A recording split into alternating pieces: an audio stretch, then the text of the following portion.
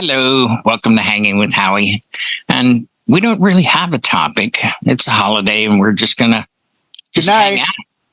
Which holiday is the question? Is it Yom Kippur or is it holiday here? Yeah. Easter?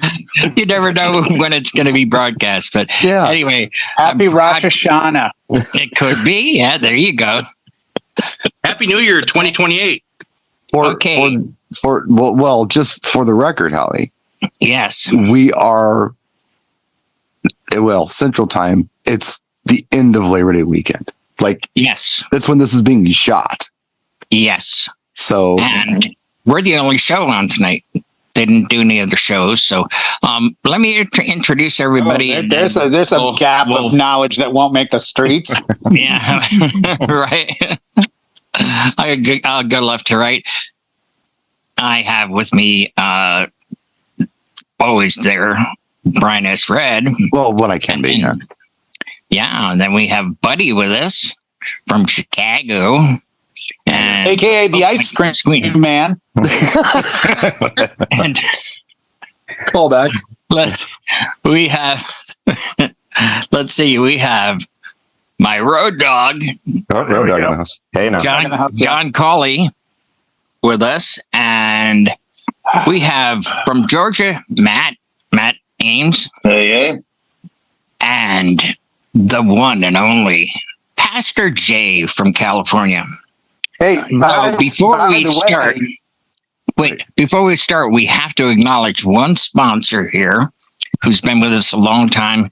That's DJ Event Planner, www.djeventplanner.com. And the other sponsors will be down below when this gets published in 3-4 months.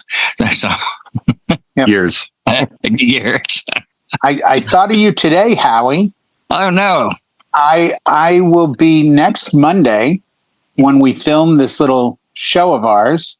Mm-hmm. If I'm available, and I probably will be, I will be betting in my 119 square foot hotel room on 570 10th Ave between 41st and 42nd. Oh, that's right. You're coming to New York. Yeah. Mm-hmm. So I believe I'm just a couple blocks out of Hell's Kitchen at that point? Yeah. Because aren't the numbers all Hell's Kitchen? Yeah. Actually, wouldn't 10th Ave be Hell's Kitchen? Sort of? It's Chelsea now. Yeah. It's all been, what do they call, gentrified? Yeah. Yeah.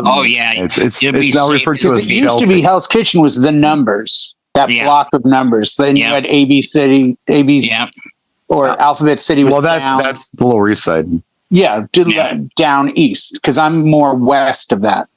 Well, you're like I'm Midtown compared to East or West. You're just east of Times Square. Yeah. You're close. Yeah, literally 2 blocks. Yeah. Not even.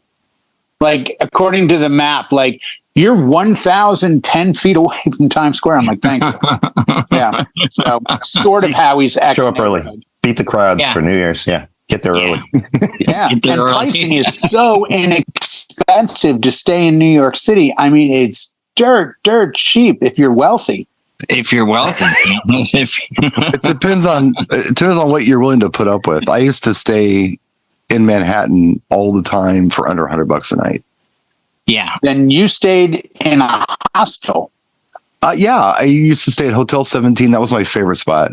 I don't want to put you on the spot. Did you share a bathroom? Yes. Yeah. But there were multiple bathrooms on the floor. It was the same hotel that they shot the Madonna video "Justify My Love." They used to call it the Warhol Factory. So it's very cool. It's off Union Square. They also shot her sex book there. And a lot of people live there. There's a bunch of places called Pod, P-O-D, and it's, they're in Manhattan, they're in Chelsea, they're all over New York, and they're all $90 to $200 a night. Yeah. But that was the one line in the sand I drew was, I really would like a room with its own bathroom, because I'm there a lot of weeks. So I'm like, you get a sink to brush your teeth and stuff. I get a shower and a toilet. So I was like, that's just. But living if you live in New York City, anyone hearing this or watching this knows how expensive it is. But I mean, a decent hotel in Manhattan is north of $275 a night. Oh, geez, at least. Which to some people is nothing. I mean, I'm there for 4 days, and I think my room is $1,450 for 4 days. Probably pretty decent. Yeah, and that would be like literally 2 solid weeks in Vegas or more. You know? Yeah, it's the Uber from JFK to my hotel. I'm going to take the train, but if I did choose to take Uber, it's only right now $95. The stupid thing about a hotel in New York, in my opinion, like if you're going to Manhattan, or in Manhattan is usually what I do when I'm there. I like barely dip a toe into Brooklyn or Queens or anything else. Right. But how much time are you spending in your hotel room? You know, you're doing things. The city doesn't sleep, so why should you go do stuff? No, I totally agree. Have a place to put your bag and, you know. Yeah. I could have stayed on the Upper West Side. There's a place called the Art Hotel on the Upper West Side, almost near Kennedy Center, like up in that region, like West 77th Street or something. It was like $190 a day. And it used to be like NY Low Hotel or something. It looked beautiful, but I'm working on West 37th and then 9th. And I'm like, I wanted to do a lot of walking. That's an immense amount of walking versus walking from 10th to 9th and 41st to 37th. It's not much walking. Yeah. It's not much walking. It's all very flat too. I don't think you have any hills to deal with on the island. No. I think it'll be just a simple, because I want to spend time down in the Village. I want to go get pizza down in Little Italy. I want to see Jeffrey. You know, wherever and anywhere I can. So yeah, definitely go see Jeffrey. Yeah, Jeffrey is who you want to go see like first. And I'm working at B&H. I know, but he's Rock and Soul. I know, but see, Jeffrey's got the hookups. Oh, okay. Then I'll pop down go see Jeffrey and say, hey, what's up? He's on Canal, right? Yeah. Mm-hmm. Yeah, just if you go to Canal and you start heading west, it's right before it kind of it's closer to like Tribeca than it is Broadway kind of thing. It's toward the end towards of the Brooklyn Bridge. No, the other way. Oh, okay. Tribeca is the other way. I thought Tribeca was down near Battery Park and all that. No. It's on the east. It's on the west side. I'm on the west side. Mm-hmm. Yeah, it's on the east side. So he lives in Tribeca and the stores there, but it's like at the end of the strip on Canal. It's on the north side of the road. Kind of. It's go see Jeffrey. Just go see Jeffrey. I'll probably not expecting anybody by going seeing a friend. Yeah. Yeah. I'd ask for recommendations in the chat, but I will be home like 6 weeks by the time this airs. So I do want to give a coupon code that's good for 72 hours, though, if I could, on free gear. Oh, all right. Yeah.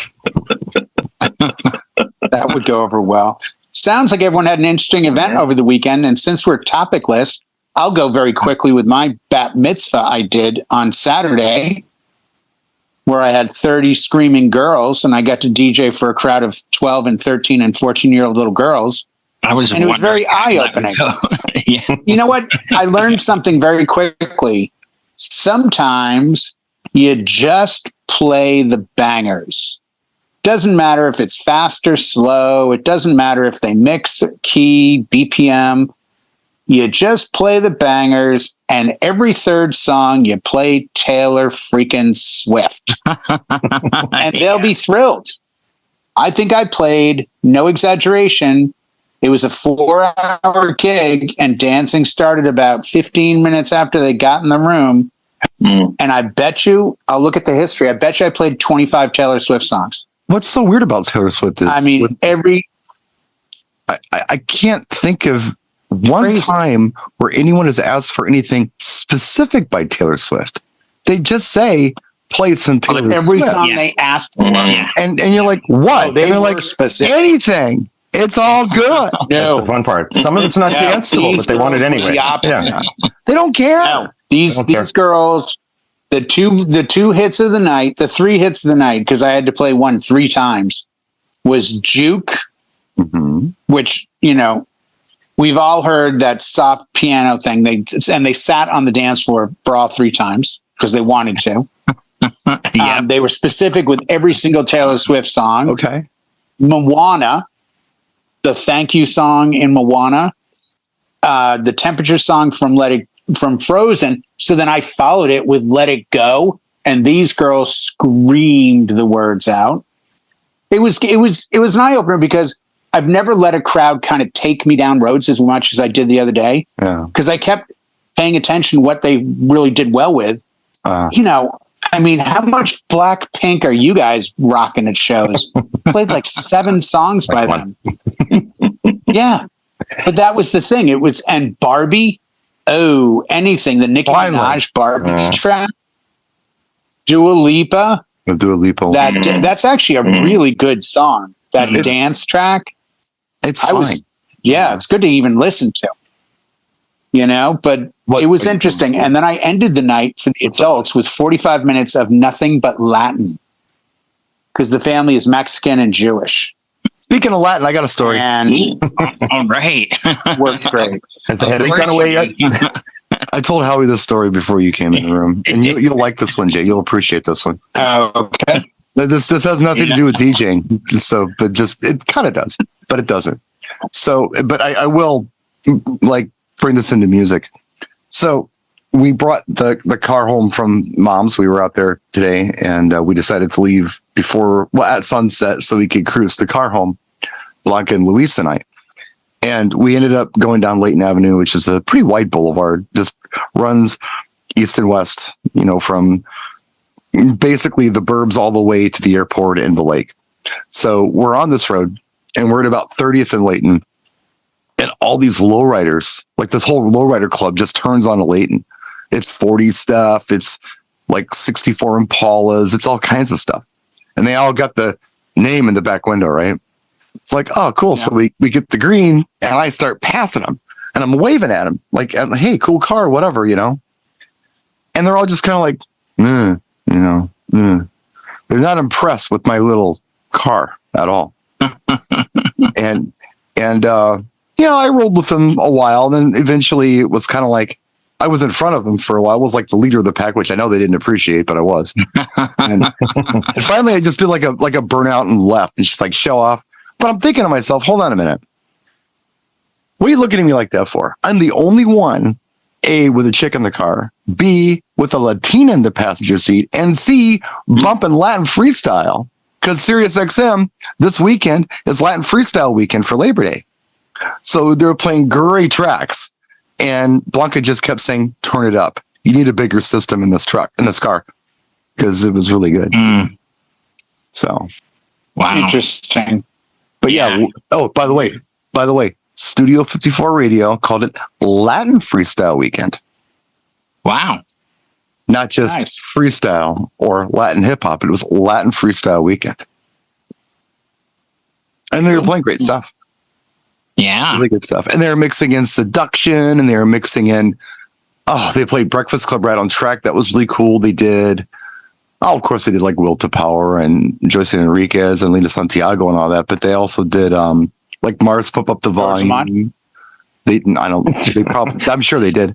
They did, what was the other one they did that was like, okay, that's cool. Oh, they did Inner City Big Fun. They were playing some house with that too. So it's nice. I mean, they're still doing it right now. If you got XM, turn it on. Not like you guys watching. Like, no, XM probably doesn't exist anymore by the time this damn thing airs. The satellites fell down and crashed in the ocean years ago. But no, by the time this airs, the Alliance has taken over. Right, robots. And we've been driven underground. The reason I'm having so much fun buzzing around and screwing around right now is because I'm actually on vacation. Oh wow! I've got a couple weekends off, and I'm here because my friends are here, but I'm not really thinking DJ. I think we all need that opportunity once in a while to step away, come back, look at it from a new perspective. I'm already kind of thinking different about some of the things that I've done, and and some of my philosophies and such, just with this downtime. When you're so close to it, it's so hard to kind of see it for what it is. You got to step back, and I've done it, and I'm going to be a better DJ for it. So take some time off, guys. Stop working so damn hard, buddy. Sage advice. Matt, Matt sent me a really Matt sent me a very interesting, thank you, Matt, message today. Can you share that with our millions of viewers?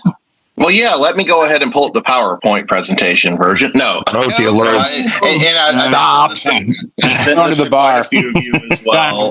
If it is what I think I'm talking about, something I shared on my social media today was just reflecting with it being Labor Day and all. I missed doing it on the actual date, but 15 years in the mobile DJ business and just how that started off. Woo! And and I wanted to make sure I message each of you too individually to thank you for your support over the past several months as part of that. So 15 years going at it. Started out just being asked by some friends to run an iPod at their wedding. They're like, hey, we got all the music. We just need you to hit play and make some announcements, announce us as we're walking out, all of that kind of stuff. And did that a few more times. And then I started telling people, well, I'm weddings only, so I'm not going to do this party or that party. And then I finally started entertaining those ideas. This year, I started entertaining doing public gigs. So started getting more into the nightlife and things like that. So it's just really blossomed. And the more that I'm willing to try things, the more opportunities that open up as well. So maybe there's some words of wisdom into that. So if there's something, and in my case, it was karaoke, but if there's something that you're getting asked on a fairly consistent basis, if you offer it and you don't, maybe it's time to just either give it a shot or shadow with somebody, and you might have a different consideration seeing it from a hosting perspective, whatever it may be, So there might be something you're not doing that, kind of like Brian was saying, something that you're not doing that you're looking into that you might consider down the road. Very cool. Thank you. Thank you for the message. Yeah, absolutely. And thank you guys. Hey, John, what's up with you? Hey, we had a busy weekend too, but it wasn't music related. We were actually set up. Bill had a situation. His pastor of his church passed away. So for 3 days, we were set up televising the funeral mass to local cable. And he was really a beloved pastor. They estimated somewhere between 4,000 and 5,000 people came through for the wake. So Bill wanted to give something back to the neighborhood. He wanted to, we set it up so that we could stream it to YouTube, multicam, and then there was a side room because not everyone could fit in the church. So there was another room that sat another 300 people. We put up the two big 120-inch projector screens and had that full of people. It was just a really, really good weekend to, give something back, to his community up there, because he's done a lot with that church. And then, you hate it when that stuff happens, but there is a technical side that you have to, make sure everything runs right. And, it's getting streamed out to local cable access off of our feeds. And it was the closest, I think, to television production I've been involved in a lot of years in this biz. And I've, been up at Sugarloaf doing, events up there and with Olympics, but this was, it was really nice. It felt really good. It's just like sometimes the jobs you do, it's not about the paycheck. You feel like you're actually doing something. People cared about this man, and we gave him his just due and made it made it a real positive event, and was able to deliver to the community. So that was my Thursday, Friday, Saturday. So that was pretty good. All right. Now you're not going to go to hell either. That's it. I didn't burst into flames. I was happy. I just saw some. Buddy? Oh, I'm sorry. Go ahead. No, I was just going to say, not that the show's topical, because who knows when the hell they're going to see this. Right. But I was just looking at the news, and it's saying a couple things here this is new to me. Gary Wright died today at 80 years old. Dreamweaver. Yep. And also, I got to go back and get this guy's name right because I didn't. Steve Harwell from Smash Mouth died. He was 60 or 56 years old, young guy. Yes. He died yesterday. Oh, we'll see. Yeah. He went into hospice care yesterday. Wow. He died today. Wow. Yeah. All right. Gary Wright Steve Harwell. He had liver issues and congestive heart issues. So now we're going to Buddy for the weather. 2020. Buddy with the weather. R.I.P. Jimmy Buffett too. Let's not leave him out. So that's don't even bring that up. Follow up all the sadness, buddy. All right, bring us home, buddy. Man, I come at the end with all the bad stuff going on. Everyone passing away, man. Sorry to hear. You know, it's always sad when you hear lemonade out of lemons, buddy. Yeah. It's always sad when you hear artists pass away, and it's one of the things that, especially with weddings, you get a lot of people then start requesting those songs. This past weekend, because I had back-to-back weddings, one Saturday, one Sunday, and did play some, some Margaritaville and stuff like that, because people wanted it, and actually in the dance floor, people were dancing to it. And going back to one of the things that Jay was talking about before for his bat mitzvah. I played Frozen both Saturday night and Sunday night. Sunday night we had some kids, but Saturday night was all adults, and the adults were out there slow dancing to it, and some of the people were singing along to it because they're just Disney fans. So it works for adults too. It's not a thing you may be on your maybe or may not be on your radar, but it's something to keep there and just throw it out there once in a while. You never see what happens, but it's always fun. It's one of the fun things when you do events and you do stuff, it's throwing little things out there, songs and stuff like that. You may see what works and not work, and it's always interesting.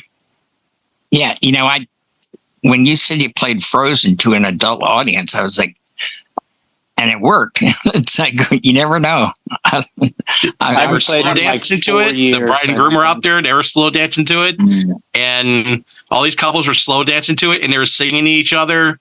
Frozen, it's like, yeah, you never know. I'm like, okay, let's see what happens. Folk. Yeah, you get the Disney people. They light up on all the Disney stuff, or the theater people. The theater people, you play Rent. You play that thing. Any Be Our Guest. Any goofy Season of Love tune.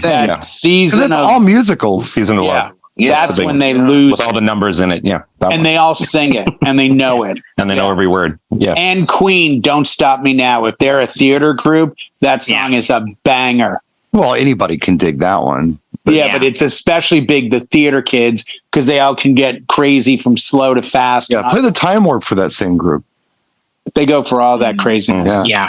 Well, anything from Greece, you can do anything, any song from Greece. Mamma Mia, you got to drop ABBA on them, but stuff like Greece and Mamma Mia, and I would argue even Queen, and the Time Warp. You don't have to have a theater group for people to enjoy that.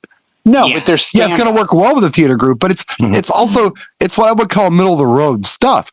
So if you have theater people and you have people who just hate theater like myself or musicals like myself, which is I think a lot of people, you can do those songs and it's okay. But if you go, full on Sound of Music with them, you're going to lose half your crowd. So it's nice to do those middle of the road songs, I think, when you've got those groups where you kind of please everybody. Brian, overstating the machismo in the room by the hatred of musicals over there, Brian. I can't stand it. First you mentioned you got a girl, and now you mention you hate musicals. Musicals going to straight on this game. They make me incredibly uncomfortable. I cannot watch them. Not even the cartoon stuff at the holidays. As soon as they start singing, I'm out. Yeah. It's like a fear thing, or you just bothered. It's almost an insult to my intelligence. It's like, if you've got something to say, just say it, because they sing it and the songs they sing aren't good songs. It's not like they wrote a fantastic song to sing in this part. No, it's a crap song. You should have just said it. And if you need when the show ends, Brian will close the door on that mountaintop retreat. I don't like them. They need to fill time. That's why. I will not watch musicals. I got to ask this question. Being a Chicagoan, and of course the Blues Brothers, which is, like a holy grail of movies. It's kind of considered a musical because there are musical numbers in there, but those numbers don't dig the Blues Brothers. I don't dig it. No, it's a little too hokey for me. I can do stuff like, a movie about music, that I can do, but I can't do a musical that I can do. Like cool soundtracks. You like Guardians of the Galaxy, right? You like and that's not a background musical. music, but the stuff is the music. Well, even it's there. I'm thinking about Purple Rain. Of course, Prince is singing in it, but that's not a musical. He's not breaking out in song while he's walking down the street. I wouldn't say Blues Brothers is a musical. There's just musical performances. There are scenes in it where they go see Aretha Franklin. She starts singing. Right. They go see Ray Charles. She starts singing. Yeah. Just whenever anybody just breaks out in song, I hate it. I don't like it. I'd like to ask anyone. I don't know why, and I'm sorry. I just don't like it. Brian, for your next musical DJ performance. The only musical that I can watch change his tune. Honestly, the only musical that I can watch is Rocky Horror, and that's just because when I see the theater, people are making fun of it the whole time. Yeah. That's why I can watch it, because it's being ridiculed. But I couldn't watch it. But it's a weird ridicule. It's like a thing. It's a ridicule that they're part of, not angry at. You know what I mean? Like they're not. Yeah, but I don't mind that as an audience. They're part of the show. They're all in on the joke. Right. The audience is part of the show. It's bad, and it's recognized as bad. Yeah, but they bring a bag of props when the guy says toast and he raises his glass. Yeah, everybody throw toast. Yeah. It's so bad it's good kind of thing. Yeah. I'm fine with that, but I can't take something seriously like the Jersey Boys play. I couldn't see the movie wasn't a musical, so I could watch that, and I liked it, but I couldn't have seen it on Broadway. Just I don't know why. I'm sorry, Jay. Interesting. I know I just can't do it. And whenever I see somebody watching a musical and they're going, I want to slap them. There's something wrong with that person. Note to self: do not invite Brian over. Closing the door to his mountaintop retreat. A movie night for you. Yeah. Wow. You know what? I held back tonight, just so you know. I held back tonight, Jay. And you'll know that once we go off the air, because I'll tell you how I really feel about some things. Oh, I have no doubts. I'm being kind with this musical thing. Not mincing words, huh? Tune in next week for the full uncut episode. I've been holding back for days on this one. If you've already taken on lowriders, I mean, how much could we go? He wasn't playing West Side Story here. We're going to put a fork in it, and then we're going to hear what Brian really thinks. So, by the way, I have to say, Howie, I read this online just now. Breaking news. Oh no! Brian S. Red to star in Jesus Christ Superstar. Now that is the kind of news that you didn't think you'd get. Yeah, I'm playing Jesus. Yeah. It'll be great. Oh boy. Yeah, as an angry old guy. Yeah, you get to check out early. Get off my lawn. You guys sing. Everybody